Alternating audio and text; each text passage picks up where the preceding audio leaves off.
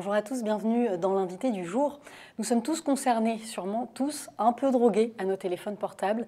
84% des 15-25 ans déclarent même ne pas pouvoir se passer de leur téléphone une seule journée.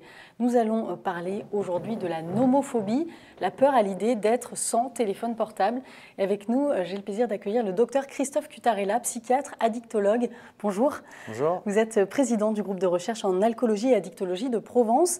Alors vous allez nous donner quelques idées pour tenter de décrocher, nous aussi. Déjà, un mot sur la nomophobie. C'est vraiment un nouveau mot qui est... Oui, je crois qu'il a été même élu mot de l'année 2018. Alors, nomophobia en latin, enfin en latin, c'est même pas un terme latin, en anglais. Nomophobie, no mobile phone. Phobia, la peur d'être séparé de son téléphone, je devrais dire de son smartphone, puisque finalement, aujourd'hui, c'est plutôt dans ça dont il s'agit. Alors justement, aujourd'hui, beaucoup de personnes sont concernées, mais à partir de quel stade on va dire que quelqu'un est vraiment dépendant? Alors, tous concernés, d'une certaine manière, on a tous un smartphone, enfin tous. 90% des gens ont un smartphone aujourd'hui et envoient des mails et s'en servent comme il se doit. Donc ça, c'est très bien. Après, à partir du moment où, et là je reprendrai un peu la définition de l'addiction au sens strict, voilà, on utilise ce dispositif par excès, à des moments où on n'en a pas besoin et où on a vraiment la nécessité, le besoin d'aller se servir de ça, sinon on n'est pas bien. Là, on peut parler d'addiction. Alors j'ai un peu mis du temps à sortir le mot addiction parce que c'est encore un critère assez récent, mais il y a quand même pas mal de publications sur ce sujet, des publications scientifiques. Et alors, je reprends le terme de nomophobie, la peur d'être, ou la crainte d'être séparé, donc le lien entre ce dispositif et nous-mêmes, quoi. Oui. Mais c'est vraiment oui, un petit peu le mal du siècle, quoi, de l'époque, on a l'impression. Je pense que c'est le début de quelque chose, en fait. C'est le début, parce qu'il n'y a encore pas si longtemps que ça, il y a quelques décennies, il n'y avait pas de téléphone portable du tout. Aujourd'hui, les téléphones portables sont utilisés par tout le monde, et maintenant, les smartphones connectés, on est connecté en permanence, où qu'on soit dans le monde, on peut avoir recours à son smartphone pour communiquer avec des personnes qui sont loin, ou refaire des recherches. Ça, c'est l'origine et l'intérêt du smartphone, qui est indéniable, hein, on en a tous besoin. Mais après, il y a l'excès de ce recours où forcément on n'en a pas forcément besoin, quoi. Alors l'excès, ça va être quoi? Par exemple, le soir, avant de s'endormir, c'est vrai qu'on entend souvent que c'est assez mauvais. Déjà, la lumière bleue, ça va réveiller notre cerveau. Ça va être quand on se coupe de ses amis, c'est ça, des choses un peu comme ça, qui ont des répercussions en fait sur la vie quotidienne. En fait, se couper des amis, alors c'est à double tranchant, parce qu'avec le smartphone, on peut être en hyper lien avec ses amis, mais comme je le dis souvent, que ce soit avec sa famille ou ses amis, on prend plaisir à être avec eux, mais on prend aussi de la distance. On n'est pas tout le temps avec tout le monde. Et ça, des fois, on a de plus en plus de mal à l'accepter. Après, l'hyperconnexion, l'hyperconnectivité, c'est peut-être ça le problème, c'est-à-dire d'être toujours en lien avec son travail, les mails professionnels qui arrivent sur le récepteur, sur le smartphone, et qu'on peut avoir du coup recours en vacances, le soir ou même la nuit. Et du coup, recours à son smartphone, donc sans parler du côté professionnel, à n'importe quel moment du jour ou de la nuit. Et là, je suis tout à fait d'accord avec vous. Effectivement, les lumières bleues stimulent notre œil, la rétine, et donc notre cerveau, et donc empêchent le bon endormissement. Donc ça, c'est à éviter. Est-ce qu'on peut parler déjà aujourd'hui de burn-out numérique? On peut parler de burn-out par rapport à ce terme-là, qui existe. Alors, il faut souvent, puisqu'on parlait de ce terme-là, on entend parler souvent de burn-out à tort et à travers, comme on entend parler d'addiction à tort et à travers.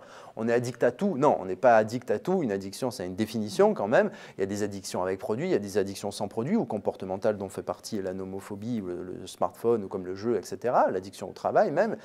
Et puis le burn-out, on n'est pas en burn-out quand on est fatigué. Quand on est fatigué, on a besoin de vacances, c'est très bien. Mais le burn-out, c'est autre chose. C'est vraiment très profond, c'est une énorme, comme une grosse dépression. Et ce n'est pas en 15 jours de vacances qu'on se sépare de ça. Alors, il y a eu un terme qui est arrivé, c'est l'infobésité. a des infos qui arrivent, des mails à rallonge, où on a recours à la consultation tout le temps et donc on regorge et on fait une overdose d'informations. Donc à nous de mettre la distance entre le récepteur, le smartphone, et ces infos qui arrivent via ce smartphone, comme du bon sens en fait. Il y a des moments où je traite ces informations, et s'il y en a trop, il y a des infos que je vais hiérarchiser ou que je ne vais pas traiter. Demain, il fera jour. Ce qu'on fait dans notre espace-temps de travail, on le fait. Si on ne peut pas le faire, on ne le fait pas. Pareil pour les amis. On ne peut pas avoir contact avec tous nos amis, toute la famille, tout le temps. Les vœux de fin d'année, de bonne année, on les fait. Après, on ne peut pas être partout non plus. Et je pense que notre société tend un peu vers ça aussi. C'est qu'il faut être en contact avec tout le monde, tout le temps. Et non, ça, c'est pas possible. On est des êtres humains. Et justement, c'est cette peur de manquer quelque chose qui va parfois pousser à être connecté 24 heures sur 24. Oui, tout à fait. Et là, vous faites référence au phénomène FOMO, le Fear of Missing Out, la peur de louper quelque chose sur les réseaux. Donc, d'être à l'affût sur les réseaux sociaux, quelqu'un qui peut être à la crainte d'avoir pas le scoop ou la bonne info. Ça peut être valable aussi pour les journalistes, d'ailleurs, qui sont en quête du scoop, ou de quelqu'un qui est en veille pour la recherche d'un emploi ou de toute opportunité. Et effectivement, à être tout le temps sur la toile, sur les réseaux, on peut avoir du coup recours à ces éléments-là. Il y a cette hyperconnectivité. Mais attention. Et justement, quels conseils on peut donner pour arriver à se détacher? Il y a d'abord la prise de conscience, en fait. C'est à partir de quel moment on se dit, là, attention, ça fait 3 heures que j'ai passé aujourd'hui sur mon téléphone, quoi. Alors, pour ça, un petit outil très simple, c'est dans les paramètres du téléphone, il y a le temps d'écran. Le temps d'écran sur les réseaux sociaux ou le temps qu'on a passé devant son écran. Et on peut se mettre une petite limite qui nous dit, attention, vous avez mis 30 minutes, ça fait 30 minutes, donc dans 5 minutes, vous n'aurez plus recours, plus accès. Alors, il y a possibilité de chanter ça et de dire, non, je prolonge. Mais au moins, la prise de conscience, elle est présente et on sait le temps qu'on a passé aujourd'hui ou la veille, à chaque fois on se dit tiens, là j'ai passé un peu plus de temps sur l'écran et du coup on en prend conscience. Du moins on ne peut pas dire qu'on ne le sait pas, après qu'on le fasse ou pas, mais déjà ça c'est une première étape. Et qu'est-ce qu'il y a d'autre comme, j'imagine, parce que je suis moi parfois aussi un peu dépendante, le soir l'idée c'est quoi? Réussir à couper à 21h, on éteint son téléphone, on le donne à quelqu'un et on ne le met pas sous ses yeux en fait. Par exemple, c'est un élément qui peut être valable pour vous ou d'autres personnes. Oui, on arrive, on coupe le téléphone, on sait que on n'est pas joignable, on n'a pas d'astreinte, on n'est pas voilà. Mais après, c'est vrai qu'il y a des gens qui ont cette crainte-là, dire, alors professionnellement, mais aussi personnellement, oui, mais si je suis pas joignable, ou si on peut pas me joindre, mais il n'arrive pas toujours des catastrophes. Voilà, dans sa famille, et heureusement, il n'y a pas toujours des catastrophes. Ça peut arriver. Il y a des téléphones fixes aussi, encore aujourd'hui, qui existent, malgré tout. Et puis le smartphone, on peut le mettre en mode avion. On peut couper aussi avec certaines applications. Il y a même des filtres qui existent pour mettre en noir et blanc les applications, et du coup, parce que ces applications, elles sont travaillées pour exciter et attirer notre œil, tout à fait, et c'est le principe du marketing. Donc un filtre noir et blanc peut déjà un petit peu masquer tout ça. Ça peut être, Après, il y a des limites qu'on se pose à soi-même, donc soit du bon sens, si on arrive à le faire, on arrête après telle heure, le téléphone, il reste allumé si on est joignable pour quelqu'un qui nous appelle, très bien. Sinon, on n'y va pas pour les applications ou pour le web. Et puis, si ça, ce n'est pas possible, on l'arrête complètement. Parce que c'est vrai qu'on voit beaucoup dans la rue, dans les transports, au restaurant, des couples parfois arriver chacun sur leur téléphone. C'est assez inquiétant, en fait, aujourd'hui. Ouais, dans les salles d'attente des aéroports, dans le train, tout le monde est sur son smartphone. Des fois, on voit dans la rue ou des fois même sur les réseaux sociaux. Alors ça, c'est le comble parce qu'on voit sur les réseaux sociaux une photo qui nous montre des gens qui sont alignés et qui ne se regardent pas, qui se croisent, qui ne se voient pas, où tout le monde est rivé sur son smartphone à regarder ce qui se passe et pour des choses futiles souvent. Et pas forcément intéressantes ou utiles sur le moment.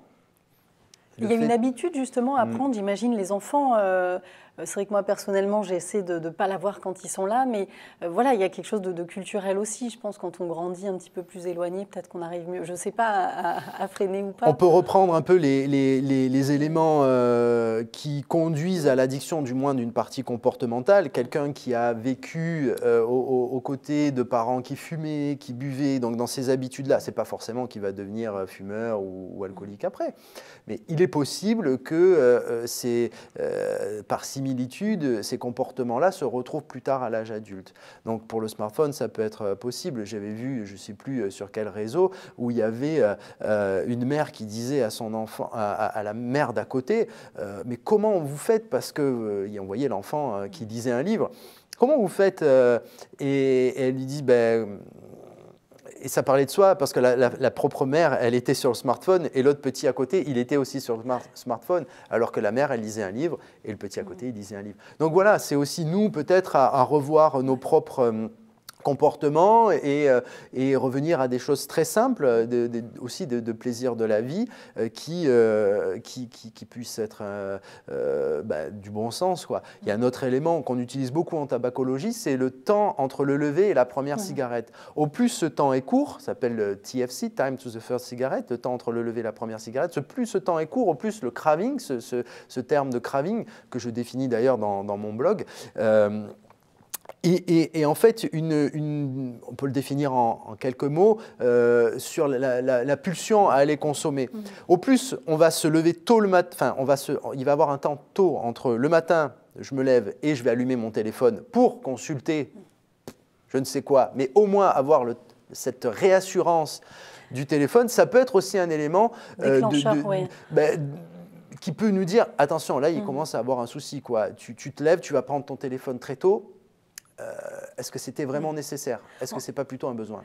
En tout cas, dernière question, on est déjà à la fin de cet entretien. Est-ce que vous avez des gens qui viennent justement consulter pour ce motif et qui n'arrivent pas qui ont vu qu'il y avait un danger à être trop dépendant? Alors, il y en a de plus en plus de ces gens qui viennent. Alors, dans la clinique Saint-Barnabé à Marseille où je travaille, on a l'habitude de recevoir des personnes qui viennent plutôt pour les substances, alcool, tabac, cocaïne, l'addiction aux médicaments qu'on appelle pharmacodépendance. Mais de plus en plus, on voit anorexie, boulimie, on voit aussi les jeux, le workaholisme, l'addiction au travail, et donc les écrans. Il y a même quelqu'un qui est venu pour une addiction aux séries télé. Et donc, voilà, on est en plein là-dedans. Et donc, voilà, il ne faut pas hésiter à venir consulter tôt que trop tard. Ouais, une grande prise de conscience, en tout cas, à avoir. Merci, docteur Coutarella, d'avoir été avec nous. Merci à vous. Merci à vous de nous avoir suivis. C'est un entretien que vous pouvez retrouver sur notre site internet. À très bientôt.